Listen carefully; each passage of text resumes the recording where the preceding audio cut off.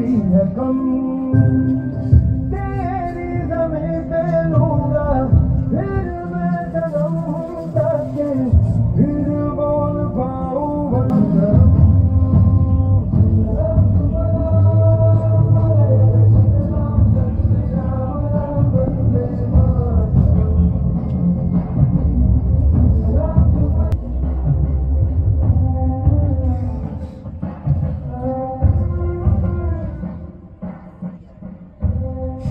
Colonel अनुराग Mehra 41 field regiment को प्रेरणादायक वक्तव्य देने के लिए मंच पर आमंत्रित करता हूँ।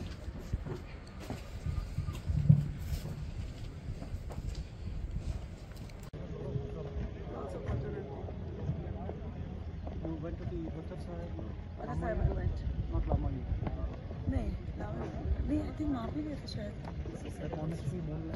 Moonland we saw. What is the significance of Moonland?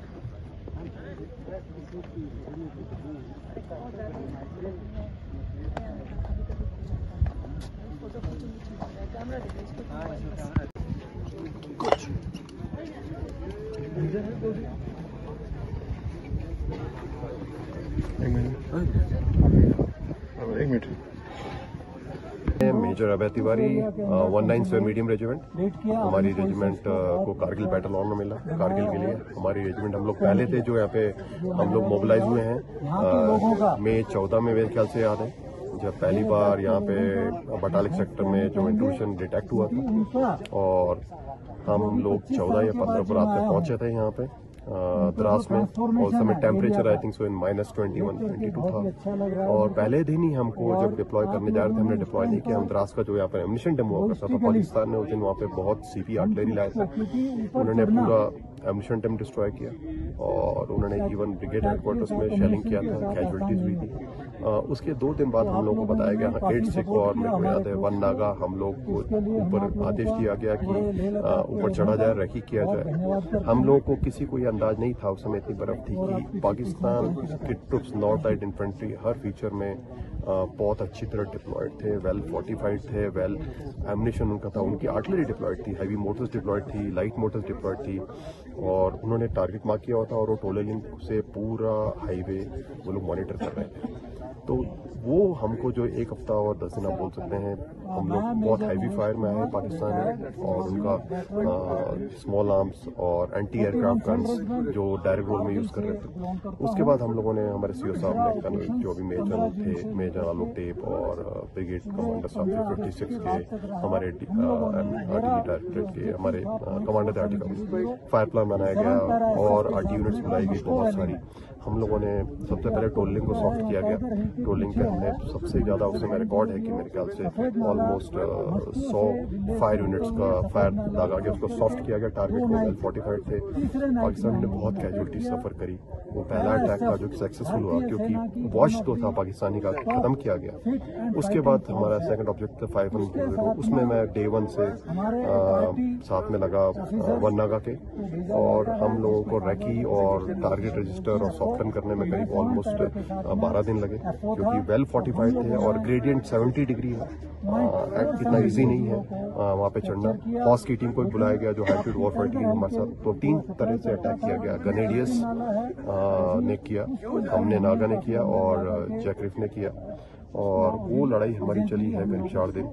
और उसमें मैंने फिर आर्टी गन को इनोवेटिव यूज किया, डायरेक्ट रोल में बोपर्स को यूज किया गया क्योंकि हमको सफलता नहीं मिल रही थी। वो लोग वेल फोर्टिफाइड थे और वो करीब हम लोगों ने 8 घंटे कंटिन्यूस डायरेक्ट, एंड मैंने और जो सीओ थे मेरे नागा, विदाउट हमने हमारी सेफ्टी की चिंता करते हुए हमने फायर को एज क्लोज एज बुला सकते बुलाया because arty is area weapon, और हमने डायरेक्ट में यूज किया।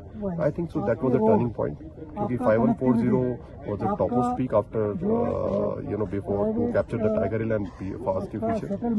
और उसके बाद मैं वहाँ पे करीब 40 दिन रहा और मैं वहाँ के जितने भी पास के फीचर थे मैंने टारगेट रजिस्टर किए पाकिस्तान आर्मी के ऊपर, उनको मैंने सॉफ्टन किया। मैंने 5 यूनिट से again near about 105 unit use की, सभी को सॉफ्ट किया। और ड्यूरिंग टाइगर हिल अटैक, ड्यूरिंग 457 और 3 पिंपल सब में मैंने फायर सपोर्ट किया उधर। और मैं आई थिंक सो मैं नीचे उतरा जब सीज फायर अनाउंस हुआ, तो मैं लकी हूँ कि मैं पहले दिन से इस लड़ाई में एंटर किया मैंने, और और सीज फायर के टाइम में डी-इंडक्ट हुआ।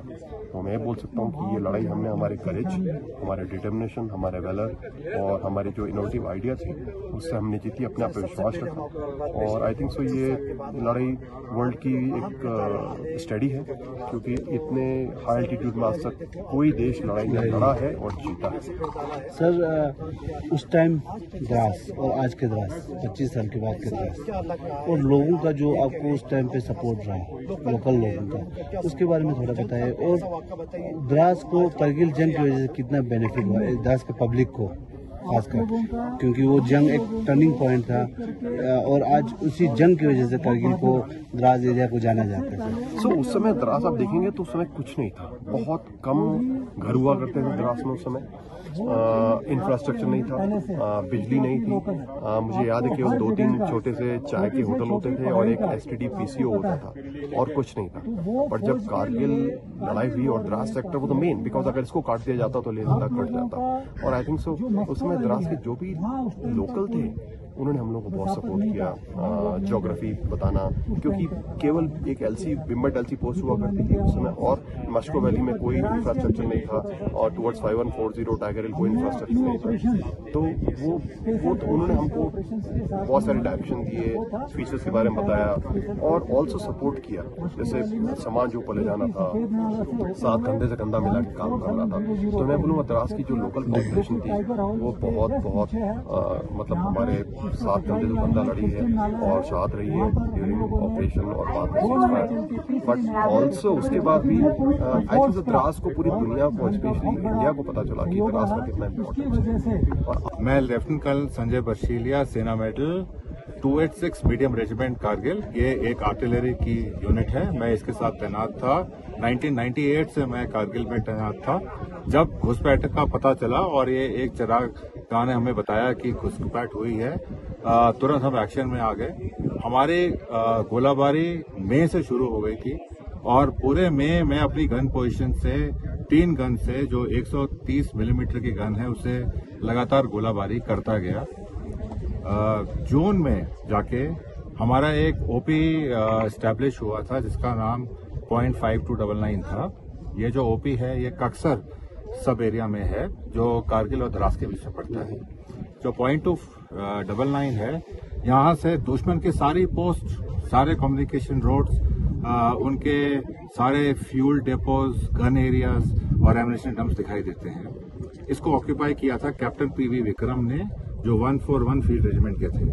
लेकिन दुश्मन को पता था कि इस पोस्ट का बहुत इंपॉर्टेंस है। उन्होंने तुरंत बहुत जोर घमासान गोलाबारी किया इस पोस्ट के ऊपर और इसके कारण कैप्टन PV विक्रम शहीद हो गए। उस समय मैंने वॉलंटियर किया कि मैं जाके इस पोस्ट को टेक ओवर करूंगा और जो काम अधूरा छूटा है उसको पूरा करूंगा। मैंने जून 3 को मैंने चढ़ाई शुरू की और मैं 2 दिन चलता रहा। एक्लिमेटाइजेशन नहीं हो पाया उस टाइम पे और मैं .5299 रात को पहुंचा, करीब रात के 3 बजे। उस समय मेरे को कंपनी कमांडर साहब ने फ्रूटी दिया और मेरा वेलकम किया। वहाँ पे डिप्लॉयमेंट सिर्फ 3-4 लोगों का था क्योंकि इतना छोटा जगह था, वहाँ पे कुछ ज़्यादा तादाद में लोग नहीं आ सकते थे। और वहाँ से मैंने सारे दुश्मन के एरियाज का रजिस्ट्रेशन किया और अपनी गन से, जो बोफोर्स की गन्स हैं और 130 मिलीमीटर गन है, इनके साथ मैं कारागार फायर देता रहा। दुश्मन को ही पता चल गया था कि OP ऑफिसर आ गया है तो उसने हमारे फीचर के ऊपर घमासान बमबारी किया। करीब 200 से 300 शेल रोज के रोज हमारे पर गिरते थे और हमारे पास कोई प्रोटेक्शन नहीं था, ना कोई बंकर था ना कुछ था, क्योंकि ये हमने जो गन एरिया, जो हमने OP एरिया एस्टैब्लिश किया था ये इमरजेंसी में एस्टैब्लिश किया था। और लगातार मैं 22 दिन इस पर रहा और लगातार मैं इस पे दुश्मनों के ऊपर गोलाबारी करता रहा। और फिर हमारी इन्फेंट्री ने बजरंग पोस्ट जो हमारी थी, जो विंटर वेकेटेड पोस्ट थी जहाँ पे कैप्टन सौरभ कालिया का पेट्रोल लॉस हो गया था, इसको हमने रिकैप्चर कर लिया और इसके बाद मैं वापस आ गया। सर पूरे जंग के टाइम पे सर क्या एक्सपीरियंस रहा था सर, और आपको क्या लगता है इंडिया ने ये जंग कैसे जीता सर? ये बहुत ही डिफिकल्ट टेरेन है, जैसा कि आप देख सकते हैं, हाई एल्टीट्यूड है, सुपर हाई एल्टीट्यूड है। यहाँ पे माउंटेनियरिंग एक्सपीडिशन होते हैं, यहाँ पे जंग नहीं लड़ी जाती है। माउंटेनियरिंग एक्सपीडिशन के लिए भी आपको तैयारी के साथ आना पड़ता है। आपको रोप वर्क पता होना चाहिए, पहाड़ी में चढ़ना कैसे आपको पता होना चाहिए, रॉक क्लाइंबिंग की आपके पास ट्रेनिंग होनी चाहिए।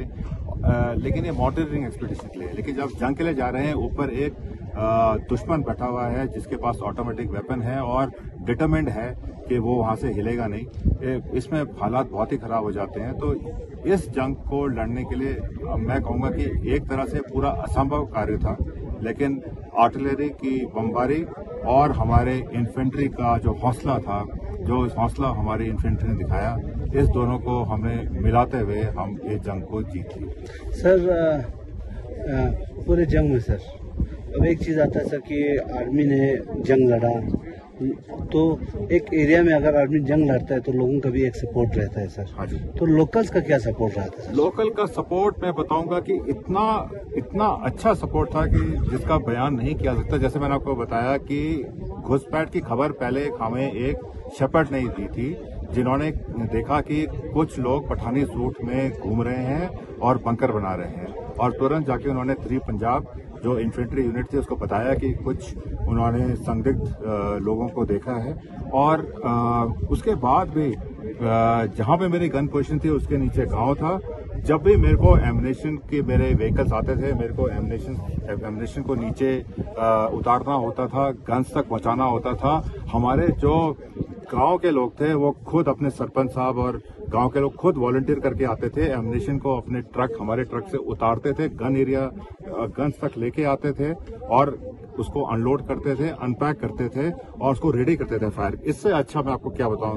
और जहां पे जब मैं ऊपर ओपी में था तो रसद पहुंचाना, सामग्री पहुंचाना, एमिनेशन पहुंचाना, सारे लोकल्स ने पूरा साथ दिया। और दिस इवन विदाउट आस्किंग, पूछने का जरूरत नहीं पड़ा, लोग खुद वॉलंटियर होके आए कि हम ये काम देश के लिए करेंगे। Thank you sir. और खासकर एक वाक़ा बहुत आम हुआ था कि हमारे ही एक अफसर ने, आपकी यूनिट के अफसर ने पाकिस्तान के किसी अफसर की बहादुरी पे चित दिया था, निशान हैदर मिला था। तो उस वाक़े पे आप वहाँ पर आप ज़रा अपना डिटेल बताइए, हालत कैसी थी, उसका हालत क्या थी और क्या कहना चाहिए। मेरा नाम है कर्नल GS मान। मैं लड़ाई में 41 फील्ड रेजिमेंट को कमांड कर रहा था। तो हमारी यूनिट ने तकरीबन 30,000 राउंड फायर किए पूरे ऑपरेशन में। लेकिन मेरा जो मेन टास्क था, जब मेरी बारी आई थी, तो वो था कि टाइगर हिल का अटैक का पूरा आर्टिल फायर करना है। तो उसके लिए मेरे को तकरीबन 22 फायर यूनिट मिली थी, जो कि नॉर्मली मिलती नहीं है बटालियन अटैक के लिए। तो सारी आर्टिलरी मेरे डिस्पोजल पे थी। तो अटैक सक्सेसफुल गया और अल्टीमेटली हमने वहाँ पे कब्जा भी किया। उनका काउंटर अटैक भी आया था। तो हमारे जवान को उस टाइम जोगेंद्र यादव को परमवीर चक्र मिला था इस लड़ाई के लिए। उसको 2 गोलियां लगी थी, लेकिन वो बच गया था। लेकिन पाकिस्तान ने जब काउंटर अटैक किया था अगले दिन, जब हमने कैप्चर कर लिया टाइगर हिल, तो उनमें उनका एक मेजर साहब था, वो भी शहीद हो गया। 2 मेजर थे। तो हमारे कमांडर होते थे brigadier MPS Bajwa, 192 mountain brigade के। उन्होंने एक मैग्नेनिमिटी दिखाई कि अपनी लेटर पैड पे उसकी जेब में डाल दिया कि इसको भी रिकॉग्नाइज करना चाहिए, बहुत ब्रेवरी लड़ा है ये पाकिस्तान के लिए। तो उसको भी निशान हैदर का खिताब मिला। तो कहने का मतलब यह है कि ये टाइगर हिल एक ऐसा ऑब्जेक्टिव था जिसमें 2 परमवीर चक्र मिले, एक पाकिस्तान का जो परमवीर चक्र है, एक हमारा परमवीर चक्र। और जैसे आप पहाड़ियों को देख ही रहे होगी, जो दुश्मन था पहाड़ियों की चोटियों पे बैठा था, तो एक चोटी से उनको निकालना एक बहुत जोखिम वाला काम था। पहली बात तो नीचे से ऊपर जाना, ऑक्सीजन कम है, सामान लेके जाना है, फिर फायर करना। लेकिन जवानों में जज्बा था और अफसर आगे से लीड कर रहे थे। तो काफी कैजुअल्टी हुई है, सबकी कैजुअल्टी हुई है, लेकिन फिर भी जो जोश था उस टाइम लड़ाई का कि कुछ कर दिखाने का। तो मेरा ख्याल यही एक मेन मकसद था कि हमने विजय प्राप्त की। सर जो उस टाइम पे, क्योंकि आर्मी अकेला तो जंग लड़ नहीं रहे थे, लोकल्स का भी एक बहुत बड़ा रोल था, तो उस चीज़ को आप किस तरह याद करते हैं सर? हाँ, लोकल्स का जोर था कि जैसे अभी एक बार कोई साथ तो नहीं लड़ाई में जाते या अटैक में तो नहीं जाते, लेकिन जब कब्जा हो गया उसके बाद जो राशन सप्लाई नीचे से जाना ऊपर जाना, आपको खाना तो चाहिए, तो उसके लिए फिर जो लोकल कोऑर्डिनेटर्स होते हैं उनको आर्मी हायर कर लेती है, तो फिर ये ऊपर साथ में एक किस्म का साथ में फिर वहीं पे ये सामान पहुँचाते हैं।